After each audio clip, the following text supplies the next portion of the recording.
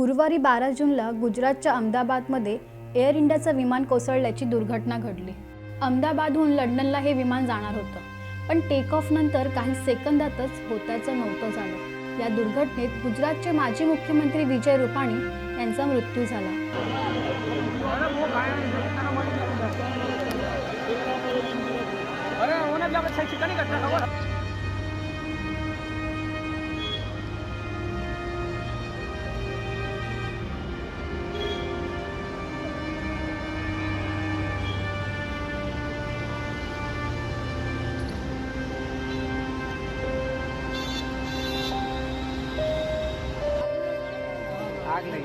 आग लगी बस्ती में। मात्र म्यानमारमध्ये जन्मलेले विजय रुपाणी गुजरातमध्ये कसे आले? सामान्य मुलगा ते गुजरातचे माजी मुख्यमंत्री, या त्यांच्या प्रवासावर एक नजर टाकूया। विजय रुपाणींचा जन्म 2 ऑगस्ट 1956 सालचा बर्मामधील म्हणजेच आत्ताचे म्यानमारच्या रंगून शहरातला। रुपाणी कुटुंब मूळचं राजकोटचं, पण विजय यांच्या वडिलांचा व्यवसाय बर्मामध्ये असल्याने ते तिथे वास्तव्यास होते।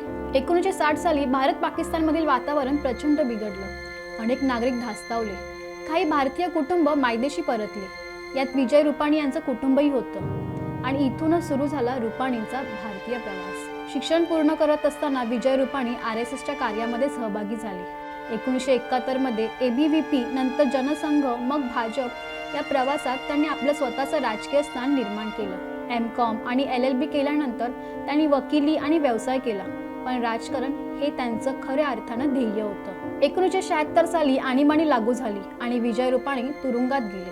विजय रुपाणी भाजपचे गुजरात प्रदेशाध्यक्षही होते आणि अमित शहा यांचे निकटवर्तीय म्हणून ओळखले जात होते। नगरसेवक, महापौर, आमदार आणि शेवटी 2016 मध्ये गुजरातचे मुख्यमंत्री, आणि तेही नरेंद्र मोदी, आनंदीबेन पटेल यांच्या पाठोपाठ त्यांची मुख्यमंत्रीपदी वर्णी लागली। एका सामान्य घरातून आणि परदेशातून मायदेशी परत आलेल्या मुलाने केवळ कष्ट, निष्ठा आणि विचारांवर उभं राहून गुजरात राज्याचं नेतृत्व केलं। म्यानमारमधून सुरू झालेला हा त्यांचा प्रवास गुजरातच्या मुख्यमंत्री पदापर्यंत येऊन पोहोचला।